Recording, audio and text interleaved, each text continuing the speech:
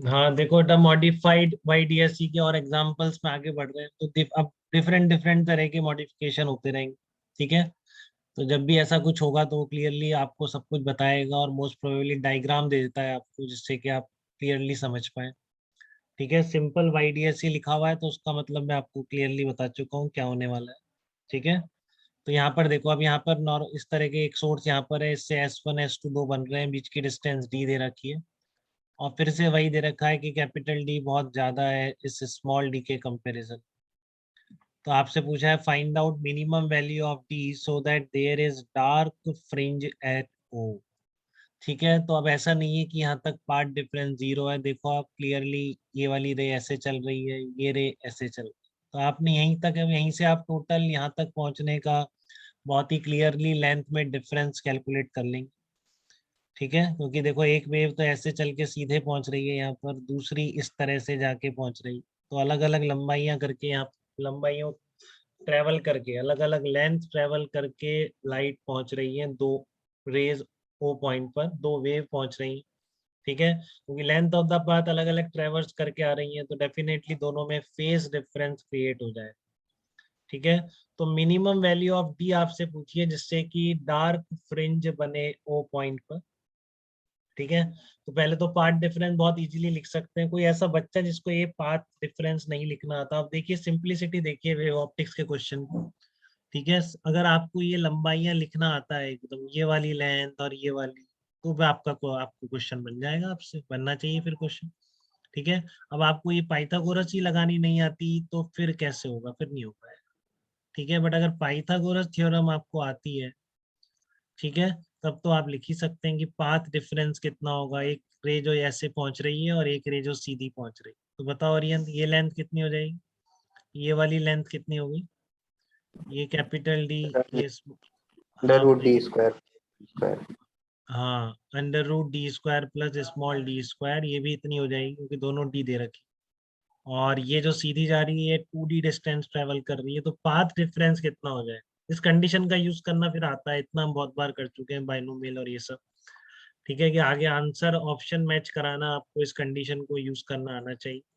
ठीक है, तो देखो मैंने यहाँ पे दिखाया आपको, एक रे ऐसे पहुंच रही है, एक रे सीधी पहुंच रही है, तो इस तरह के ही सारे प्रॉब्लम होते हैं कि दो अलग अलग सोर्सेज से या कोहेरेंट वेव्स कहीं मिलती भी होती हैं, बट दोनों की पाथ लेंथ अलग अलग होती है, जिससे दोनों में कुछ फेज डिफरेंस होता है। ठीक है, तो आप उसी का यूज कर रहे हैं, तो ये कितनी लेंथ है, twice of under root D square plus d square minus this distance कितनी हो गई, 2D हो। ठीक है, अब आपको इसके बाद बेटा ये अब तक आ जाता है, नहीं आया तो अब आएगा। ठीक है, अब आएगा धीरे धीरे। ठीक है, इसमें बहुत ज्यादा यूज होते हैं अप्रोक्सीमेटली, बहुत बड़ी कंडीशन है, स्क्रीन बहुत दूर है इसमें। ठीक है, तो अब आप इसको यूज कर रही है, अब इसको तो कैसे यूज करेंगे, आपका कैपिटल डी बहुत ज्यादा है, तो अभी यहाँ तक ये बेटा अपने आप स्ट्राइक करने लग जाता है इस स्टेज तक। ठीक है ना, बाइनोमियल 11th में जिसने बिल्कुल नहीं पढ़ी तो हो सकता है थोड़ी दिक्कत है, बट आ जाएगी, धीरे धीरे आ जाए। ठीक है, इसमें कोई अब ऐसा नहीं कि कोई आपको बताएगा कि ऑप्शन कैसे मैच करेंगे, मतलब आंसर आपको ये दे रखा हो और आपको यहाँ से यहाँ पहुंचना ही नहीं आ रहा है, तो ऐसा नहीं होना चाहिए। ठीक है ना, इतनी समझ अब आप में डेवलप हो जानी चाहिए, इतनी बार यूज हो जाता है, अब तक 11th में कई बार बाइनोमियल यूज करिए। ठीक है, हाँ लिमिट्स में भी पढ़ा है, सब कह रहा है, तो कोई बात नहीं, ये सब कर सकते हैं मेरे हिसाब से। क्या करेंगे, बाइनोमियल एक्सपेंशन लगा, 1 + x⁴n, एक्स 1 से बहुत छोटा है, तो क्या लिख सकते हैं, 1 + nx। दीपांशु आप बताओ, आपको समझ में आ रहा है बाइनोमियल अप्रोक्सीमेशन जो मैं कह रहा हूँ, 1 + x⁴n है ना, 1 + x⁴n, एक्स बहुत छोटा है 1 से, तो approximately higher order of x को नेग्लेक्ट करते हुए क्या कर सकते हैं, 1 + x, तो वही किया है मैंने, इसको इधर लिया है 1/2। ठीक है ना, पहले तो डी स्क्वायर कॉमन ले लिया है, इसको इधर लिया है, तो आपका क्या बच जाएगा, d² / d। ठीक है ना, अब मिनिमा के लिए तो यहाँ पर कुछ भी हो सकता है, λ/2, 3λ/2, 5λ/2, सारे पार्ट डिफरेंस पर यहाँ पर मिनिमा ही होना है, बट आपसे इसने मिनिमम वैल्यू ऑफ डी पूछी। ठीक है, तो for minimum value of D मैं एन को क्या डाल रहा हूँ, 0, मतलब पार्ट डिफरेंस को पुट कर रहा हूँ λ/2। तो देखो स्मॉल डी क्या निकल के आ गया, अंडर रूट लेमडा d/2 निकल के आ गया। ठीक है, अंश क्लियर है आपको ये प्रॉब्लम बिल्कुल, किस तरीके यस से डी सर। की मिनिमम वैल्यू निकली है, जबकि ओ पॉइंट पर क्या है, मिनिमम। ठीक है, जबकि ओ पॉइंट पर क्या है, मिनिमम। चलिए, तो इसके बाद क्या कह रहा है? अब कह रहा है suppose D has that value, then find out distance x at which next bright fringe is form. ठीक है, तो इससे कितनी डिस्टेंस पर नेक्स्ट ब्राइट फ्रिंज फॉर्म होगी, ये पूछ रहा है आपसे। ठीक है ना, आपसे पूछ रहा है कि इससे कितनी डिस्टेंस पर नेक्स्ट ब्राइट फ्रिंज बनने वाली है, जबकि यहाँ का पाथ डिफरेंस, जब ये आपने जो डी की वैल्यू निकाली है वही है, तो इस डी की वैल्यू पर मतलब यहाँ पर डार्क फ्रिंज बन रही है। और पाथ डिफरेंस कितना है? और पाथ डिफरेंस कितना है इसका? √2 है। √2 क्या मतलब, यहाँ पे पार्ट डिफरेंस कितना है आपका? √लेमडा, मतलब पार्ट डिफरेंस λ/2 है यहाँ। ठीक है, जिससे डी की वैल्यू आपकी ये निकल के आ। ठीक है, तो मैं कह रहा हूँ कि आप इससे दूर जाओगे तो पार्ट डिफरेंस बढ़ेगा या घटेगा, ये समझ में आ रहा है? इससे जब मैं ऊपर जा रहा हूँ तो पार्ट डिफरेंस घटेगा या बढ़ेगा, ये बताओ। घटेगा। घटेगा। घटेगा ना बेटा, क्योंकि इधर ये वाली लेंथ ज्यादा चल रही थी। अब जब इधर जा रहे हो तो आपका ये वाली लेंथ बढ़ने लग गई, तो पार्ट डिफरेंस बेसिकली कम होने लग गया। तो ठीक है, तो λ/2 से घटते हुए पार्ट डिफरेंस कम होता जा रहा है, तो मैक्सिमा कहाँ पर मिलेगा? किसने ये पूछा है ना आपसे, ब्राइट फ्रिंजेस फॉर्म की, इससे कितनी मिनिमम डिस्टेंस पर, find out distance x at which next bright fringe, तो इसके ऊपर वाली जस्ट नेक्स्ट ब्राइट फ्रिंज कहाँ पर होने वाली है, तो उस पर पार्ट डिफरेंस घटते घटते कहाँ तक पहुंच जाएगी, ब्राइट फ्रिंज बन जाए, बताइए उससे। जीरो।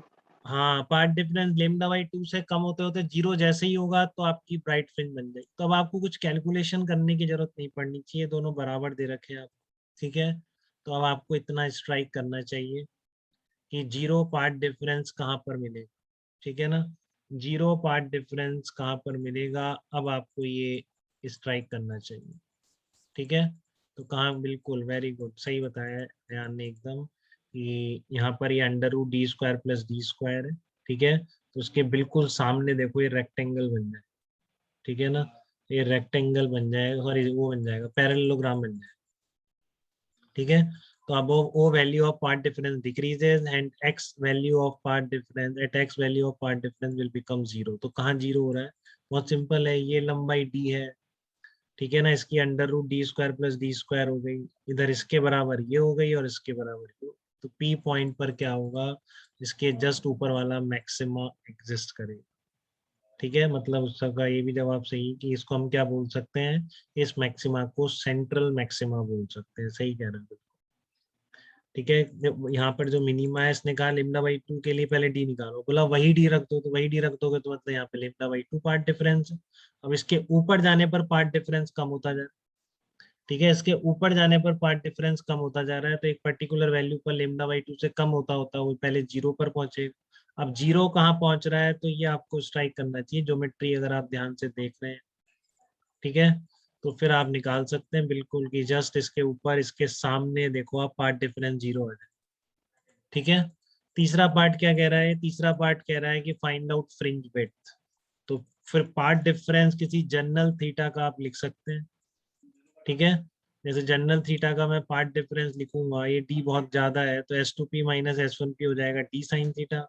ठीक है, और यहाँ तक ऑलरेडी इसकी लेंथ ज्यादा थी, और जब आप ये d sin थीटा लिखते हैं तो इसकी लेंथ ज्यादा होती है। तो नेट पार्ट डिफरेंस क्या हो सकता है? d sin theta minus this distance, ये जो डिफरेंस है शुरू कितना, √d² + d² माइनस, ये पार्ट डिफरेंस आएगा। इसको ध्यान से समझ लीजिए, कोई दिक्कत हो तो मुझे बताइए।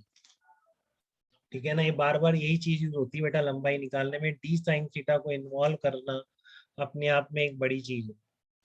ठीक है ना, कि ये d sin थीटा को इन्वॉल्व करना, इसमें इस तरह का था आपका ये। ठीक है, और ये बिल्कुल सीधा था इस तरीके से, और यहाँ पर आपकी स्क्रीन थी। ठीक है, आप कह रहे हो कि इधर से ऐसे आई, फिर मैं कह रहा हूँ किसी जनरल पे यहाँ पर, ठीक है ना, किसी जनरल पॉइंट इस पर जो आपका पार्ट डिफरेंस होता है, यहाँ से अगर मान लो थीटा लोकेशन पर है, थीटा इसको बोलो या इसको बोलो, सब बराबर, d sin थीटा है दोनों का डिफरेंस। ठीक है, तो ये वाली जो इधर से वेव जा रही है, ये कितना एक्स्ट्रा पाथ ट्रेवल कर रही है यहाँ पे, d sin थीटा, बट इधर से देखो तो ये ज्यादा चल रहा है। ठीक है, तो इधर डिफरेंस कितना है, d sin थीटा, तो यहाँ से यहाँ तक का दोनों में डिफरेंस हो जाएगा d sin theta minus this distance, ये कितनी है, मतलब माइनस यहाँ पे जो डिफरेंस आ रहा है। ठीक है ना, अब आप चाहो तो ऐसे करके लिख दो, फिर डिफरेंस ले लो, बट ऐसे भी आपको आना चाहिए कि यहाँ पर ये एक्स्ट्रा चली, वहां पर वो इतना एक्स्ट्रा चली, तो दोनों का डिफरेंस नेक्स्ट पार्ट डिफरेंस हो गया। ठीक है, तो ये पार्ट डिफरेंस हो गया। फिर वही फ्रिंज विड्थ का मतलब दो कॉन्जिक्यूटिव मैक्सिमा या मिनिमा के बीच की डिस्टेंस। ठीक है, तो देखो साइन थीटा की जगह रख दिया वाई अपॉन कैपिटल डी, फिर इसको वाई एन प्लस वन कर दिया। ठीक है, इसको वाई एन प्लस वन कर दिया। nth फ्रिंज के लिए n lambda path difference, n plus one के लिए n प्लस वन लेमडा, फिर ये कट जाएगा, तो फिर से यहाँ पर फ्रिंज विड्थ क्या आ जाएगी, lambda capital D upon small D ही आ जाएगी, कोई डिफरेंस नहीं। फ्रिंज विड्थ का फार्मूला वही रह गया। ठीक है, हमेशा वही रहेगा इसकी गारंटी नहीं है, बट बहुत जगह रह जाए जहाँ पर ये कांस्टेंट आ रहा होगा, जब भी आप माइनस करोगे साथ में कांस्टेंट तो कट ही जाएगा। ठीक है, तो ये तीन को प्रॉब्लम में कोई तीन पार्ट की प्रॉब्लम थी मॉडिफाइड YDSE के ऊपर। ठीक है, बिल्कुल डिफरेंट चीज है, कोई डिफरेंशिएशन कोई इंटीग्रेशन नहीं, सिंपल ज्योमेट्री, ऑप्टिक्स वाली कॉम्प्लिकेटेड ज्योमेट्री भी नहीं, बहुत सिंपल 9-10th वाली ज्योमेट्री। ठीक है, क्लियर है आपको ये? यहाँ तक कोई डाउट किसी को? No sir. फ्री से देखा है ना कि वो पैरेललोग्राम होगा। हाँ पैरेलल। ठीक है, ओके सर। तो आप देख लो, मान नाप के भी देख लो, आपको दिख रहा है डिफरेंस 0 है पाथ। ठीक है।